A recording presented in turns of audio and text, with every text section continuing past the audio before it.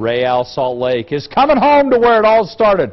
Real Salt Lake and KUTV announcing a multi-year broadcasting deal to televise games right here on KMYU and regionally in several western cities, including Vegas, Reno, Boise. They're working on Phoenix, Arizona cities, and more. You're already a star. The Dredge, you're popular. Now you're not going to be able to go anywhere in the Intermountain West. Well, that's all right. That's all right. No, we're always excited to grow the brand and grow the sport, and this is just a huge, great partnership to really get into this region. I mean, I think there's no reason why they shouldn't be Real Salt Lake fans. We're the closest team, and now we're going to be in their local TV, so it's just a great partnership. You've seen incredible growth. Did you ever think you'd see RSL games syndicated into other cities? Absolutely not. I mean, this is we're starting to see, soccer's coming, and it's these little things each year. Now with the World Cup, the explosion that had. Now this year with clubs, the 2 new teams. Now we're getting a big TV deal, so it just continues to grow. All right, so how will this deal help RSL close the gap between Real Salt Lake and other teams such as the Sounders or the Galaxy, the big dogs in the West?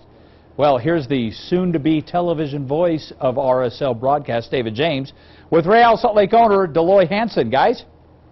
Real Salt Lake owner Dell Loy Hansen joining us now to talk more about the TV deal, which, we find it very exciting, Dell Loy, because, it's our TV station. The games are going to be on, and I get to call the games and all that. Yeah. But I think for the fan, that's great. They're going to push a different number on the remote control. But what does this mean for the club going forward?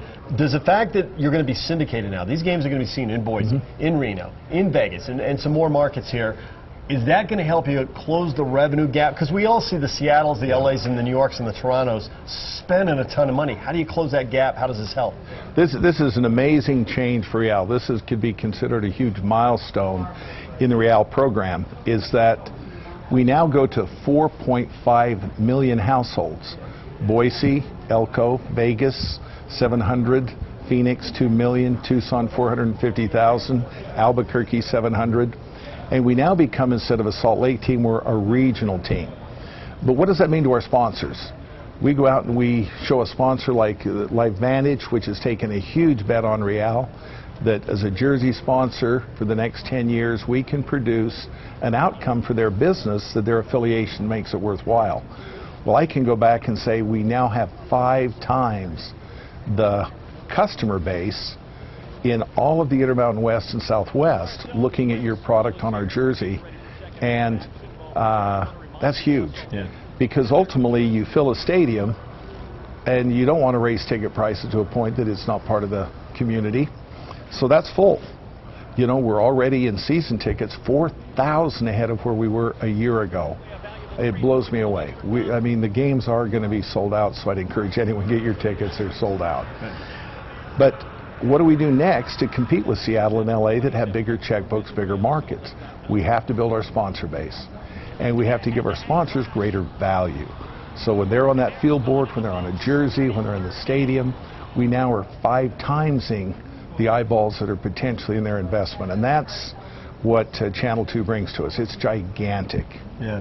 All right, so you're going to have the TV presence in these markets. In some markets, you have academies going. Right. Will this mean more academies in these markets? Will you be partnering with existing clubs? How will you kind of increase the presence on the ground?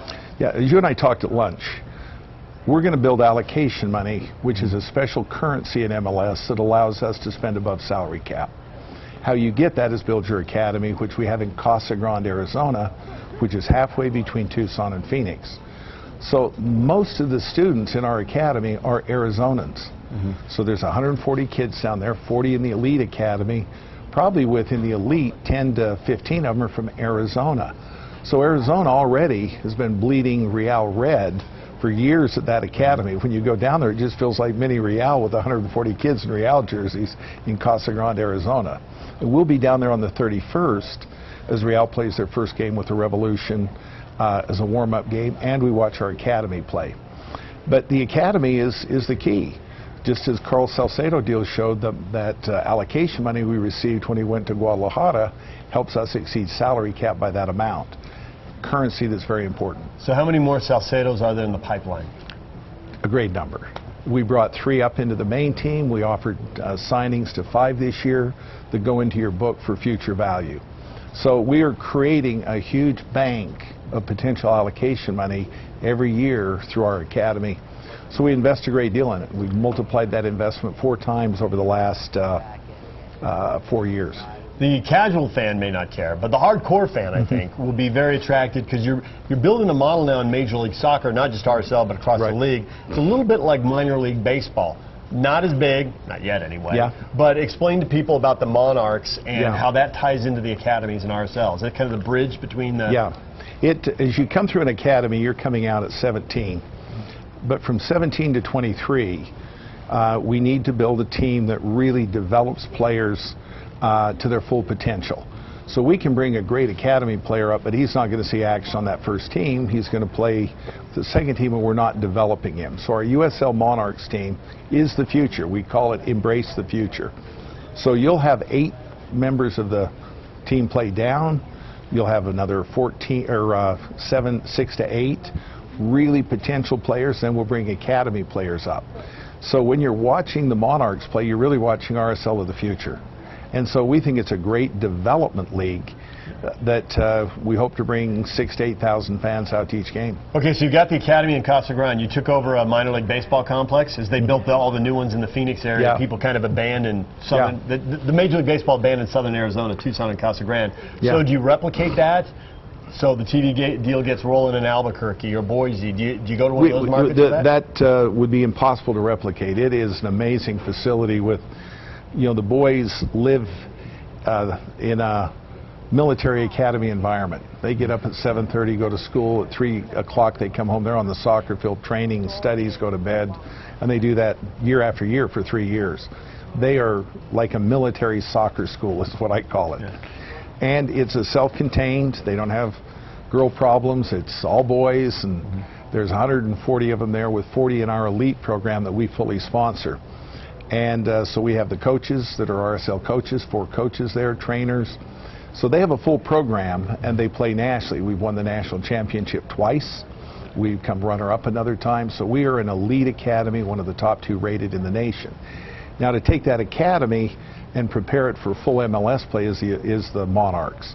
And the Monarchs is an amazing tool that we're bringing this year to the stadium. And later, you know, we're hoping the legislature sees the value of the Fair Park, and we move forward and build that stadium at the Fair Park this next year, and we play out there in 16. And you'll know that when the state legislature comes up this year to see how that goes. Yeah, it makes sense. I don't think, from all we're hearing, if they believe in the Fair Park as a future, it'll happen. If there's some reason they think it's better for redevelopment, it won't. But it seems to have so much logic that we want to be part of regenerating the northwest quadrant of Salt Lake and bringing energy to the Fair Park. So are you going to affiliate with existing clubs then in New Mexico and Idaho and that? Yeah, what you'll find when we go into these TV markets, we will want to work with the elite soccer clubs in those markets and bring our training, you know, to those, and sponsorship. So you may go up to Boise and see a group dressed in Real colors, and we sponsor them much like our juniors team. We have a U13 team that we sponsor that plays nationwide here in Salt Lake. We could sponsor a U16 up in Boise, and maybe a great U17, 16 and 17 in Elko and Vegas. So I think ultimately we want to reach out and have that Real brand and training and affiliation in each of these TV markets. So it's not only that we're able to broadcast to them, we're able to be the homegrown team of choice to come to Casa Grande or to RSL to build out their career. So we 5 times the potential market for our academy and for our USL team, and then we add that value to our sponsors. So we thank Channel 2. This is an amazing deal. Excited to be home. You know, I know it'll help pay the rent, so that's a good thing. Absolutely. Hey, it means a sportscaster has to be involved for another couple of years, so I personally am very in favor of it. Yeah. We just have a couple minutes here. The new video board project, that's all done now? People can see that at Winterfest tomorrow. Saturday? Tomorrow they can go to Winterfest. We've got the biggest TV screen in Utah, and it is super HD.